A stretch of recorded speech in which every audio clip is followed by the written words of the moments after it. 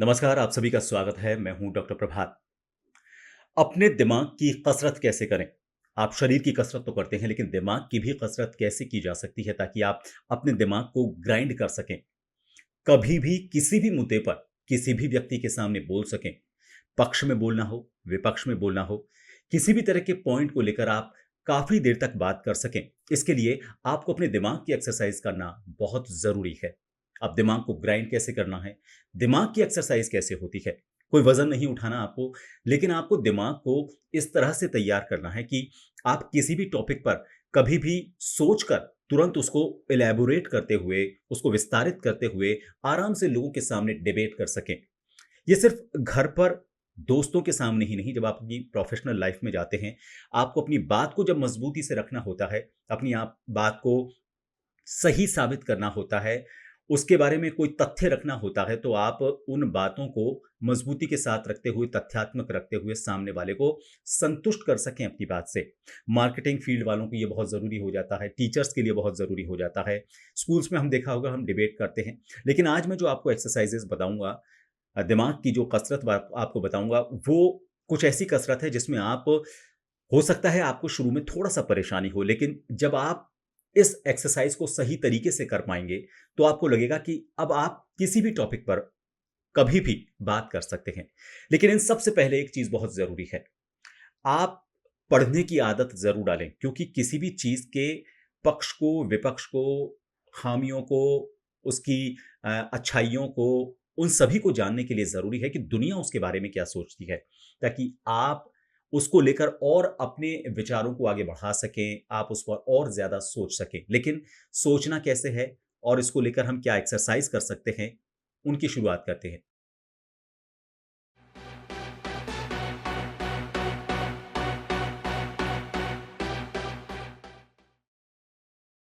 सबसे पहले ये ज़रूरी है कि किसी एक टॉपिक को आप चुनें। वो टॉपिक आपकी पसंद का कोई भी आप टॉपिक ले लें, जिस पर आपको लगता है कि आपकी अच्छी पकड़ है। इसके बाद जब आप नेक्स्ट स्टेज में जाएँगे, तो ऐसे टॉपिक को पकड़ें जिसकी आपको समझ थोड़ा-सा कम है, बनस्पत उसके जिस पे आप बहुत ज़्यादा बोल सकें। तो चलिए एक टॉपिक चूज़ करते हैं। सरकार ने कानून बना रखा है जिसमें जो गरीब बच्चे हैं उनको पढ़ाने के लिए सरकारी और निजी स्कूल जो होते हैं उनको एक कानून के तहत बाध्य किया हुआ है, उसमें उन सीटों को उनको रखना होता है। आरटीई, राइट टू एजुकेशन, यानी कि पढ़ने का अधिकार, शिक्षा का अधिकार। अब इसमें कई बार आपने देखे होंगे कई तरह के घोटाले सामने आते हैं, मसलन बच्चे स्कूल में पढ़ ही नहीं रहे हैं और पैसा उठाया जा रहा है, या फिर बच्चे जो उस स्कूल में बताए जा रहे हैं, उन बच्चों को उनके पेरेंट्स को ही पता नहीं है कि कब उनसे डॉक्यूमेंट्स ले लिए गए और कब उनका नाम उसमें जुड़ गया और उनके नाम से पैसा उठाया जा रहा है।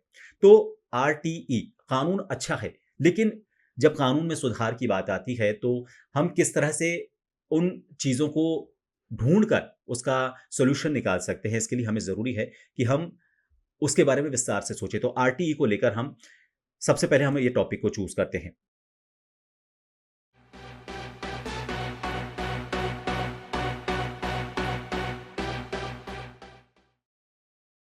अब अगले स्टेप में आपको क्या करना है, सब सिर्फ़ आपने इसका हल्का-सा कुछ पढ़ लिया आपने, और फिर उसके बाद मान लीजिए आपको इस पर कुछ डिबेट करनी है, तो एक प्रश्न सूची तैयार करें। अब प्रश्न सूची जो तैयार करनी है आपको, वो कैसे तैयार करनी है, इसमें आपको सब तरह के सवाल लेने हैं। मान लीजिए आप किसी का इंटरव्यू ले रहे हैं, तो सवालों में सबसे पहला सवाल जो बेसिक सवाल आएगा वो ये कि अब इसके फ़ायदे की बात करते हैं सबसे पहले। 5 इसके फ़ायदे आपको बताने हैं।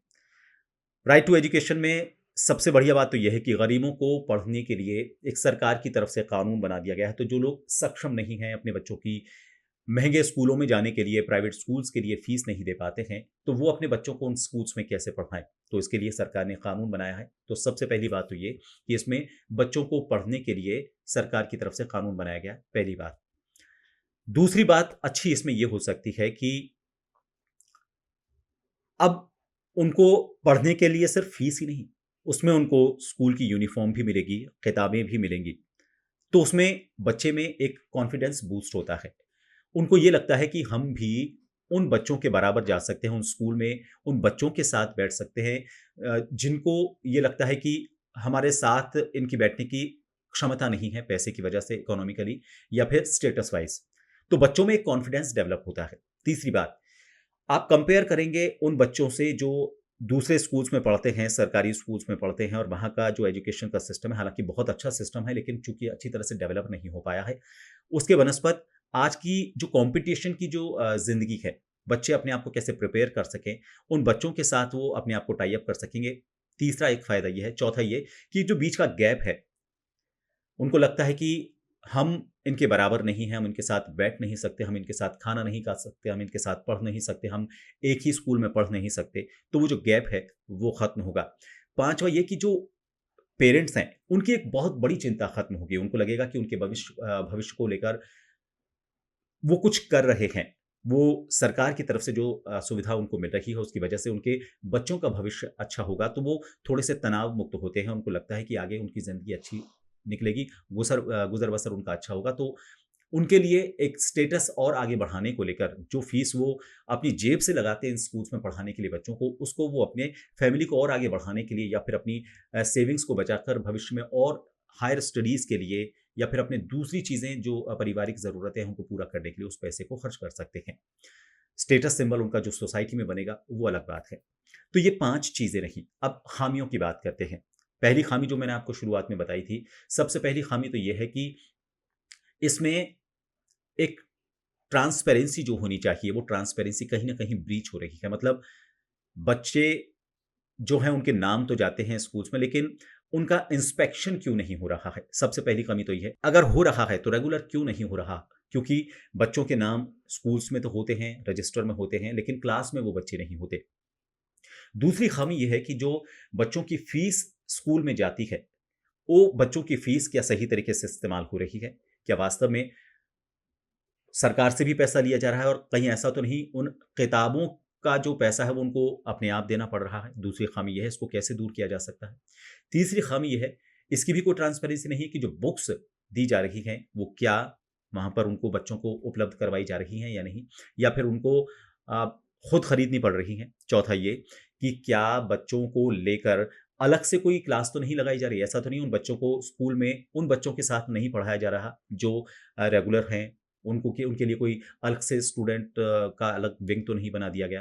पाँचवीं ख़ास बात ये कि क्या उनके पेरेंट्स को भी वही तवज्जो दी जाती है, जो बाकी जो स्टूडेंट जो पूरी फ़ीस देते हैं, उनके पेरेंट्स को दी जाती है, और भी कई ख़ामियाँ निकल सकती हैं।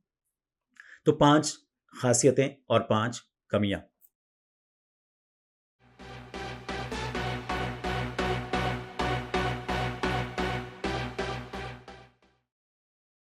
ये 5 आपने कमियाँ और ख़ामियाँ जो है उनके साथ उसकी जो ख़ासियत है उनको निकाला। अब आपको सबसे पहले 5 मिनट सिर्फ़ उसके फ़ायदों पर बोलना है, एक्सटेम्पर बोलना है, लगातार बोलते जाएँ, रुकना नहीं है। बीच में कोशिश करें लगातार बोलें। 5 मिनट का ये काम हो गया। फिर उसके बाद अब अगले 5 मिनट के लिए आपको इसकी जो कमियाँ हैं, उन पर बात करनी है। उनकी कमियों को निकालना है। जो जो आपने क्वेश्चनेयर तैयार किया है, वो एक-एक लाइन के क्वेश्चन थे, लेकिन उनको थोड़ा-सा बढ़ाते हुए 5 मिनट में उस पर बोलना है। यानी कि पक्ष में भी बोलना है और विपक्ष में भी बोलना है।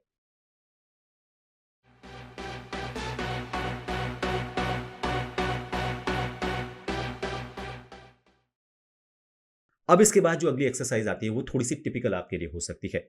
मसलन आप सामने किसी को बैठा लें और उन्हें बोलिए कि आप कभी भी बीच में एक बार ताली बजाएँगे।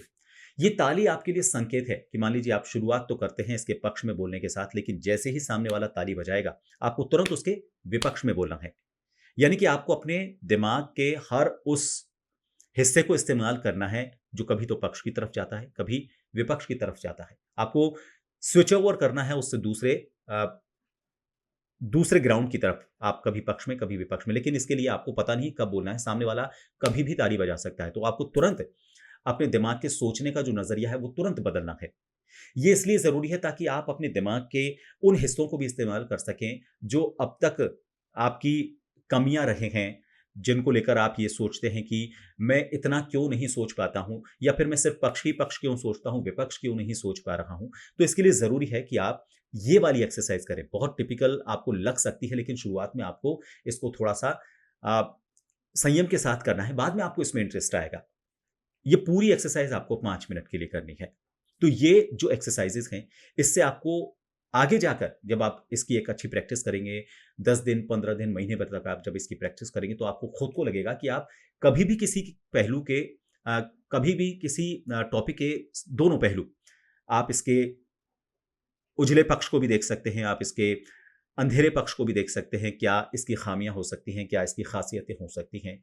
तो जब आप डिबेट करेंगे लोगों से, तो आप अपने पक्ष को रखने के लिए और ज़्यादा मज़बूती से बात कर पाएँगे।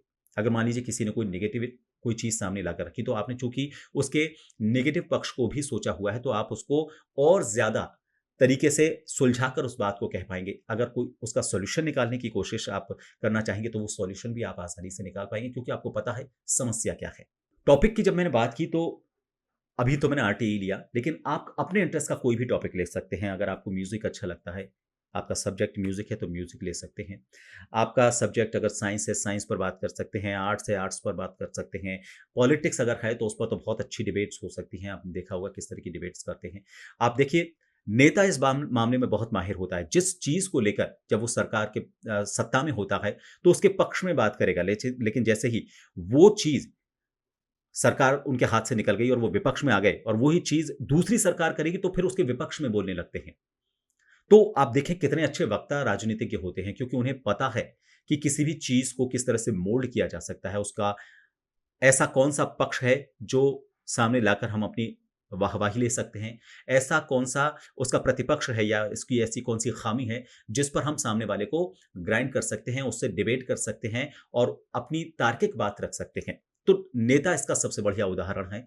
तो आप ये समझिए कि जब वो इस तरह से कर सकते हैं, किसी भी बात को लेकर पक्ष और विपक्ष दोनों में बोल सकते हैं, तो उनसे आप क्या सीख सकते हैं? तो आप कोई भी टॉपिक लें, आर्ट्स लें, मैथ लें, साइंस लें, एग्रीकल्चर लें।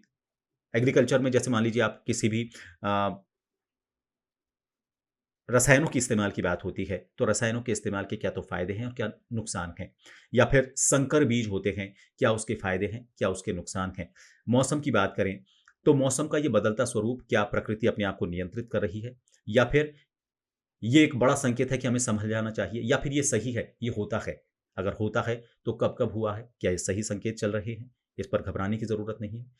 तो हम साइंस के अलावा मेडिकल को लेकर बात कर सकते हैं कि हम जो दवाइयाँ लेते हैं, दवाइयाँ हमारे शरीर को सही करने के लिए होती हैं, उसका ख़ास अच्छा पहलू है। लेकिन जब हम दवाइयों को बहुत ज़्यादा लेते हैं, तो शरीर पर किस तरह के दुष्प्रभाव होते हैं।